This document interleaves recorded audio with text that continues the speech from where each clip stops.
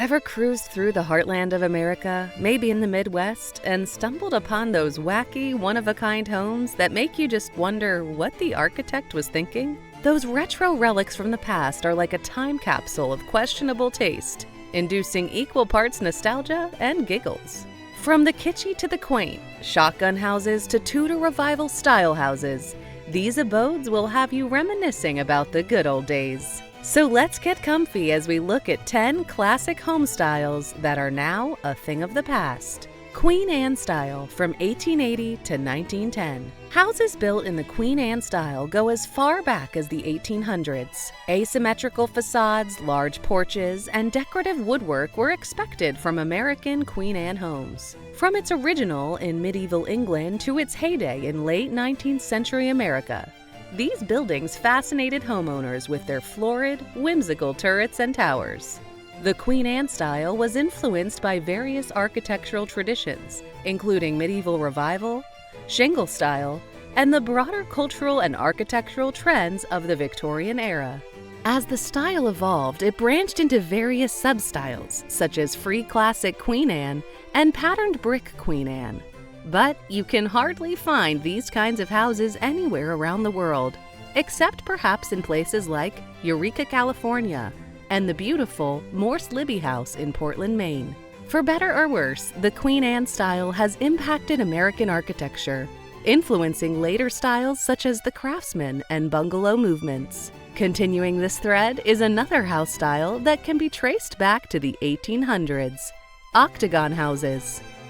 Efficiency was why most architects turned to octagonal houses in the 1800s. They had flat roofs, central cupolas, and wraparound verandas, just what any homeowner needed to feel safe and secure. With their unique geometry, octagon houses enclose more space with less exterior surface area, reducing construction costs and heat loss. Despite their innovative design and functional advantages, octagonal houses eventually fell out of favor and became antiquated. Their unique geometry made finding furniture that fit snugly against the walls hard, leading to awkward spaces and wasted room.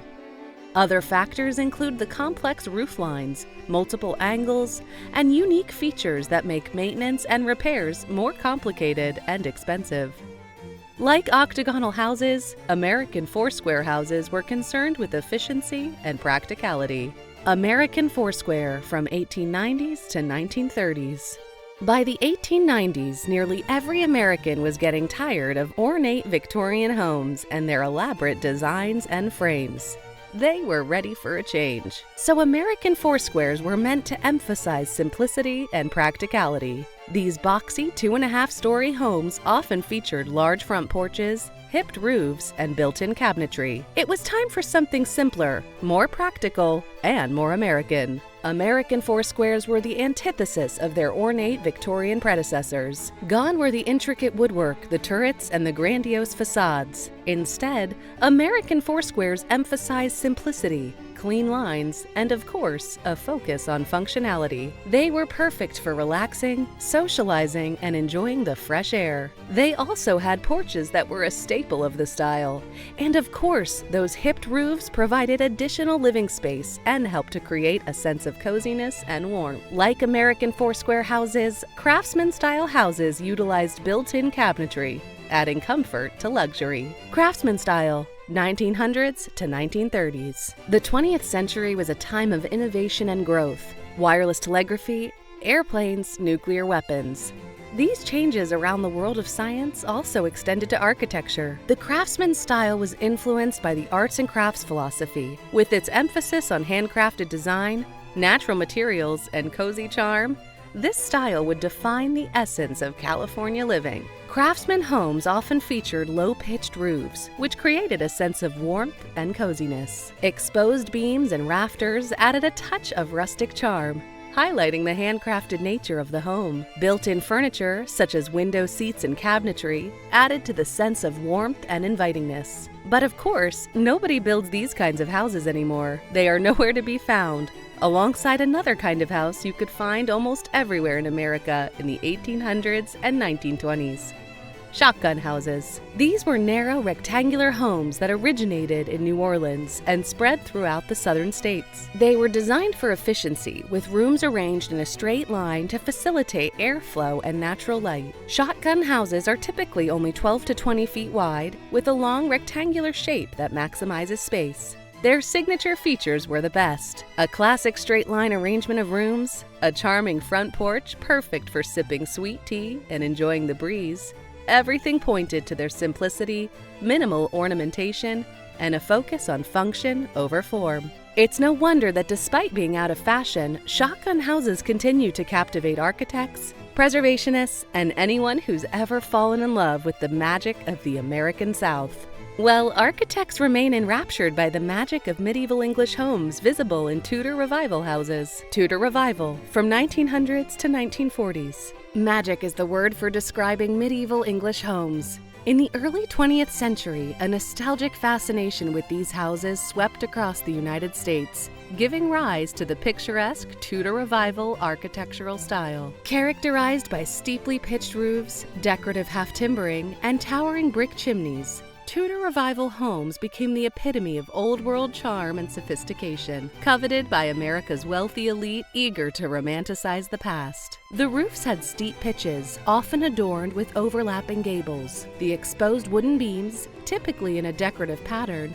added a touch of rustic charm to the exterior. Towering chimneys, often with intricate stone or brickwork, became a hallmark of Tudor Revival architecture. Although the Tudor Revival style fell out of favor in the mid-20th century, its influence can still be seen in modern architecture. Tudor Revival homes' timeless elegance and old-world charm continue to captivate architects, designers, and homeowners, ensuring this medieval marvel remains an enduring part of America's architectural heritage. Similarly, Dutch Colonial Revival buildings were designed to commemorate the past and evoke a feeling of timelessness. Dutch Colonial Revival, 1900s to 1930s. The houses of the Dutch Colonial Revival are famous for their distinctive gambrel roof and wide overhanging eaves. By most measures, they were a nostalgic nod to America's colonial past. In style, they emphasize symmetry with central entry doors and decorative shutters. These houses were part of a widespread nostalgic fascination with America's colonial past, sweeping across the United States.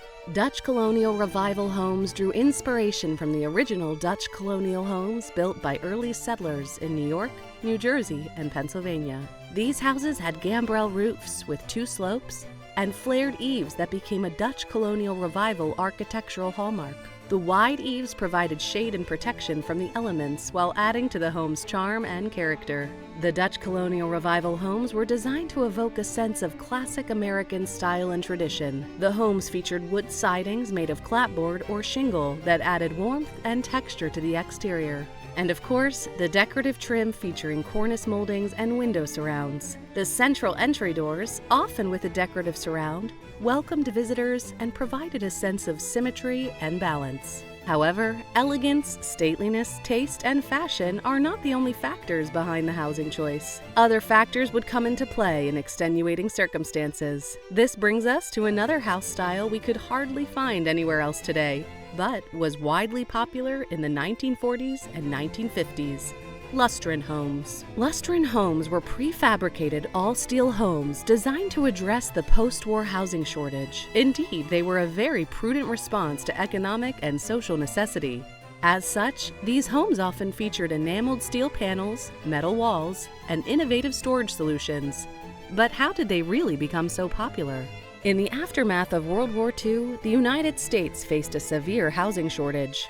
To address this crisis, an innovative company emerged with a revolutionary solution: Lustron homes. These prefabricated all-steel homes were designed to be efficient, affordable, and durable, featuring cutting-edge materials and clever design elements. Behind the idea of Lustron homes was Carl Strandland, who was an engineer who envisioned a new era in prefabricated housing. His design featured enameled steel panels which provided a durable, low-maintenance finish. The walls were constructed from metal, providing excellent insulation and structural integrity. It's impossible to dismiss the clever storage solutions, such as built-in cabinetry and hidden compartments that maximize living space. Lustron homes were marketed as an efficient and affordable solution to the housing shortage. This is because they could be assembled quickly using a simple, bolt-together system. Also, the all-steel construction and enameled steel panels made them resistant to pests, weathering, and decay. Although Lustron Homes was innovative at the time, the company ultimately ceased production in the 1950s.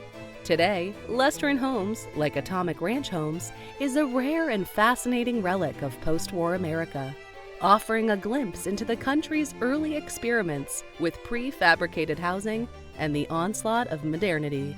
Atomic Ranch. From 1940s to 1960s, a new architectural style emerged in the post-war era, capturing the essence of modernity and sophistication. It is generally assumed that the Atomic Ranch style has had a lasting impact on American architecture. It has certainly influenced various architects, designers, and even filmmakers. During the 1940s and 1960s, its emphasis on modernity, functionality, and indoor-outdoor living ran the show, making it a symbol of California cool. As mid-century modern staples, Atomic Ranch homes boasted sleek designs, open floor plans, and futuristic elements. These houses were also characterized by large picture windows, clear-story windows, and flat roof lines. Depending on post-war optimism and technological advancements of the 1940s through 1960s for their markets, Atomic Ranches used materials like steel, aluminum, and plywood to create large windows, more open spaces, and innovative construction techniques. But Atomic Ranch houses didn't depend entirely on this idea. As Americans spent more time outdoors, architects began designing homes that seamlessly integrated indoor and outdoor spaces. So, it is unsurprising that the Atomic Ranch style prioritized functionality, with open floor plans, minimal ornamentation, and an emphasis on natural light. These houses also possessed expansive windows that brought the outdoors in, providing stunning views and abundant natural light. The high windows above eye level added to the openness, bringing in even more natural light. And of course, the flat roofs, which often had a slight pitch, created a sense of horizontality,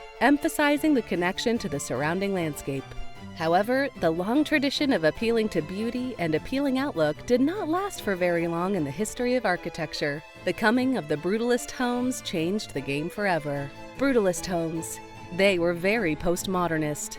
These bold concrete structures rejected decorative elements in favor of raw, geometric shapes. Brutalist homes emphasized function over form, but their cold, uninviting designs eventually attracted a lot of negative views.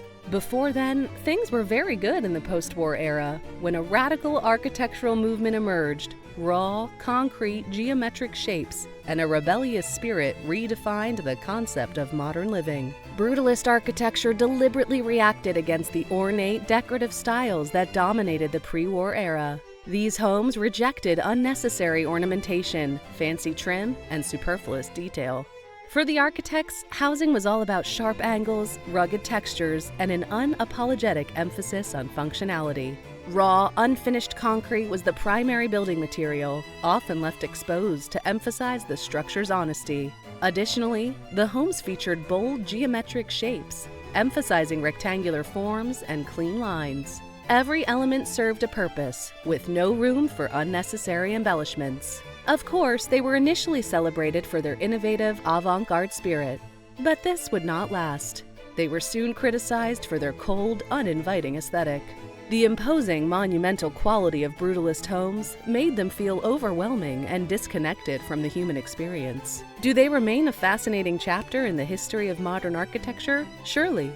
They're a testament to the power of innovation and the enduring allure of the unconventional. What era of home style would you love to live in now? Let us know in the comments below.